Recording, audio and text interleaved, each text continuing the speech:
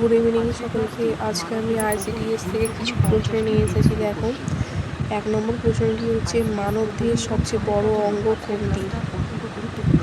এখানে ত্বকও হতে পারে, আবার যকৃতও হতে পারে। যেহেতু বহিঃক্ষরা এবং অন্তঃক্ষরা গ্রন্থি থাকে, তো মানবদেহের সবচেয়ে বড় অঙ্গ এখানে হচ্ছে ত্বক।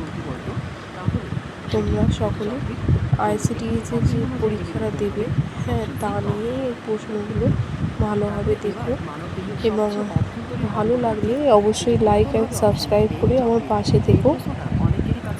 দ্বিতীয় প্রশ্ন হচ্ছে মানবদেহের সবচেয়ে বড় অভ্যন্তরীণ অঙ্গ হচ্ছে যেটা ভেতরে থাকে, সেটি হচ্ছে যকৃৎ। প্রশ্ন দুটো খুবই কাছাকাছি হলেও তা অবশ্যই প্রশ্ন ভালোভাবে দেখবেন।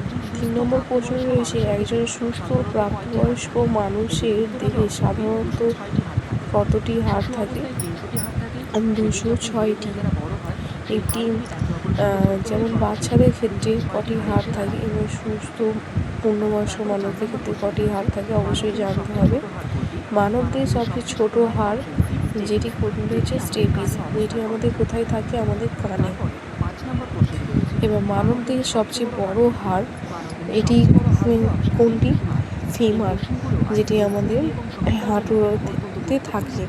তোমরা সকলেরই ভালোভাবে দেখে নিও মানবদেহের স্বাভাবিক তাপমাত্রা কত।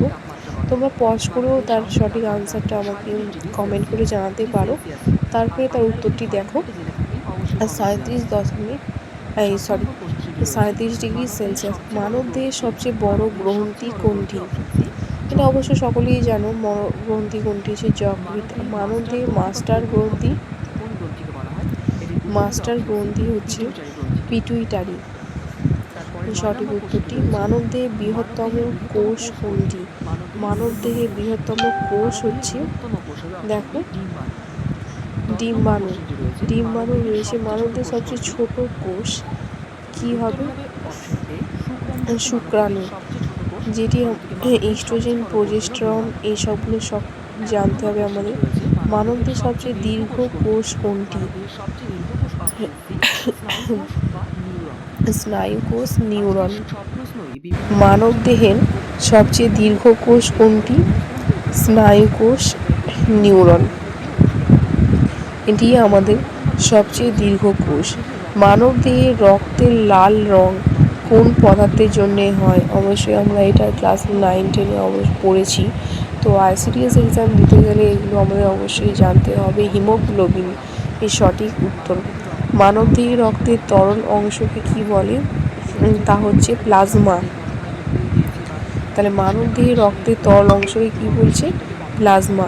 অবশ্যই আমার সাথে সাথে রিপিট করে তোমরাও পড়ে নেবে, তাহলে মুখস্থ হয়ে যাবে। মানবদেহে অক্সিজেন বহন করে কোন রক্তকণিকা? লোহিত রক্তকণিকা। মানবদেহে তাহলে অক্সিজেন বহন করে কি হচ্ছে? লোহিত রক্তকণিকা। মানবদেহের রোগ প্রতিরোধে প্রধান ভূমিকা পালন করে কোন রক্তকণিকা? মানবদেহের রোগ প্রতিরোধ হচ্ছে শ্বেত রক্তকণিকা। রক্ত জমাট বাঁধতে সাহায্য করে কোনটি? রক্ত জমাট বাঁধতে হচ্ছে কি? দেখো, প্লেটলেট হচ্ছে আমাদের রক্ত জমাট বাঁধতে সাহায্য করে। মানবদেহের সবচেয়ে বড় ধমনী, অবশ্যই ধমনী দেখো, মহাধমনী, শিরাধমনী অবশ্যই আমরা পড়েছি। মহাধমনীর এটা সঠিক উত্তর। ইংরেজিতে গেছে অ্যাওরটা। মানবদেহের সবচেয়ে বড় শিরা, তাহলে কোনটি হচ্ছে? Vena CAVA.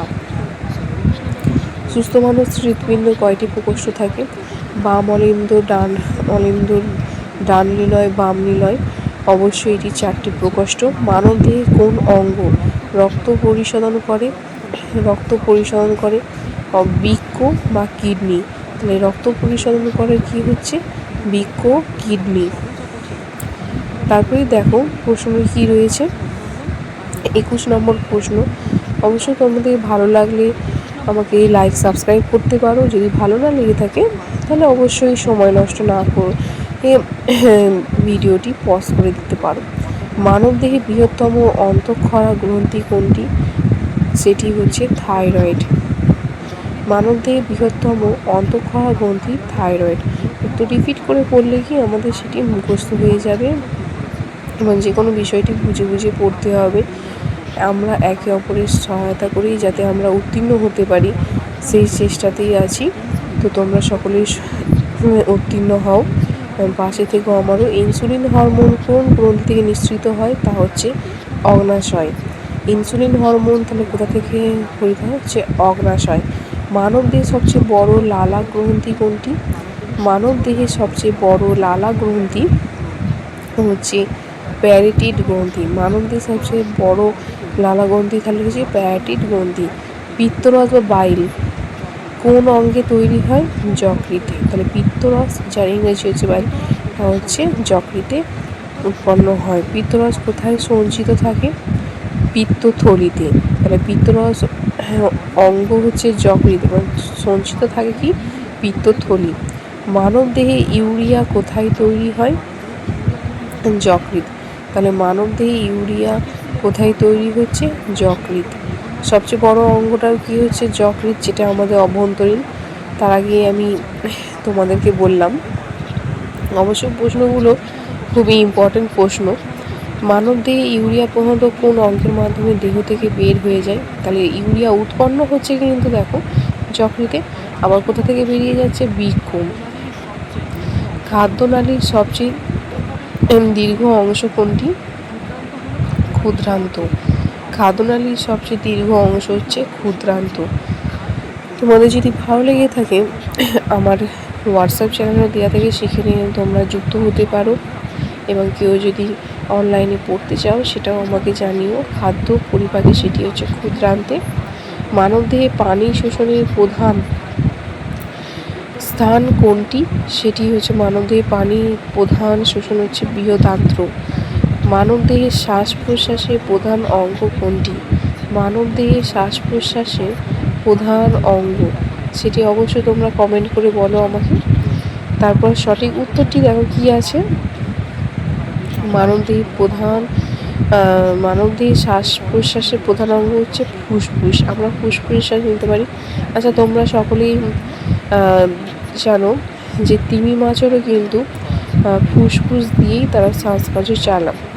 মানবদেহে গ্যাসের আদান প্রদান ফুসফুসের কোন অংশে ঘটে? মানবদেহে গ্যাসের আদান প্রদান ফুসফুসের কোন অংশে ঘটে? ফুসফুসে। দেখো এখানে অপশন কি রয়েছে, তার সঠিক উত্তরটি কি হতে পারে? অ্যালভিওলাই। তাহলে মানবদেহে গ্যাসের আদান প্রদান ফুসফুসের কোন অংশে হচ্ছে? অ্যালভিওলাই। মানুষের হৃৎপিণ্ড কোন গহ্বরে অবস্থিত? মানুষের হৃৎপিণ্ড কোন গহ্বরে অবস্থিত? তা হচ্ছে বক্ষ গহ্বর। মানবদেহে রক্ত সঞ্চালন আবিষ্কার করেন কে? মানবদেহে রক্ত সঞ্চালন আবিষ্কার করেন হচ্ছে উইলিয়াম হার্ভে। মানবদেহে রক্ত সঞ্চালন করেন হচ্ছে কি? William Harvey. 25 নম্বর প্রশ্ন দেখো, মানবদেহের কোন অঙ্গকে দেহের রাসায়নিক গবেষণাগার বলা হয়? মানবদেহের কোন অঙ্গকে দেহের রাসায়নিক গবেষণাগার বলা হচ্ছে যকৃৎ।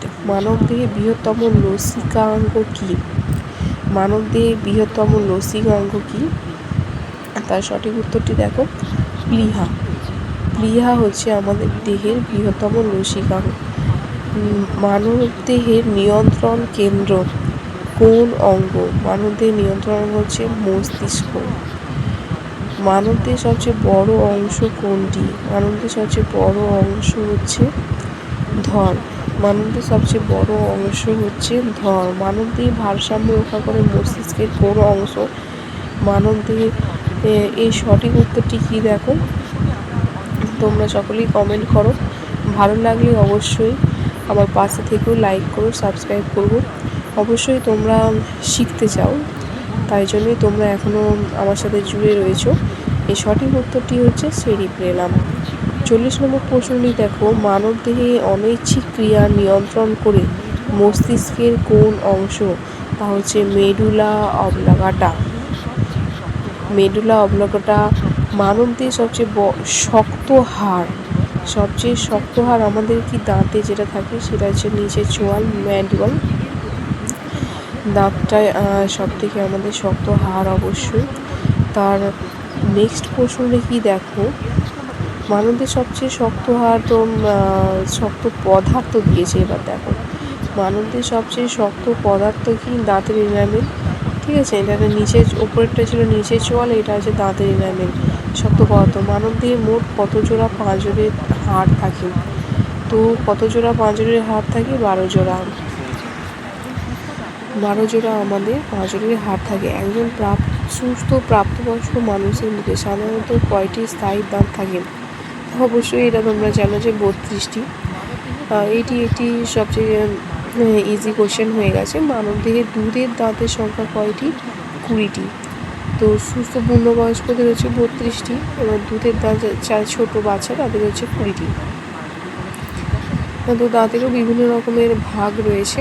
তো অবশ্যই আমি এরা পরের কোশ্চেনে নিয়ে আসবো। ভিটামিন ডি এর অভাবে কী হয়?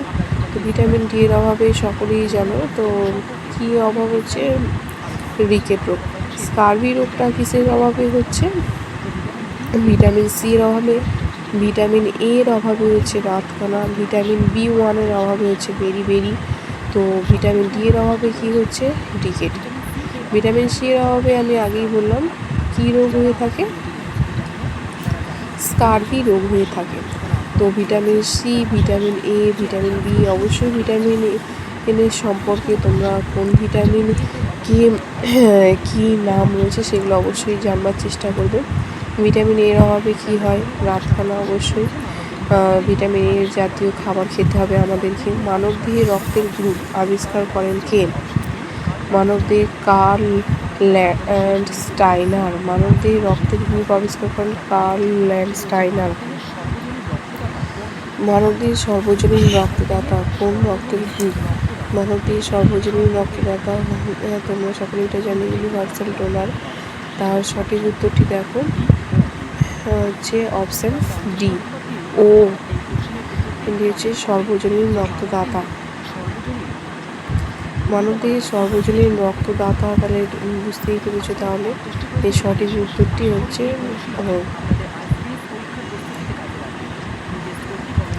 এরপরে আরও বিভিন্ন রকমের প্রশ্ন আছে।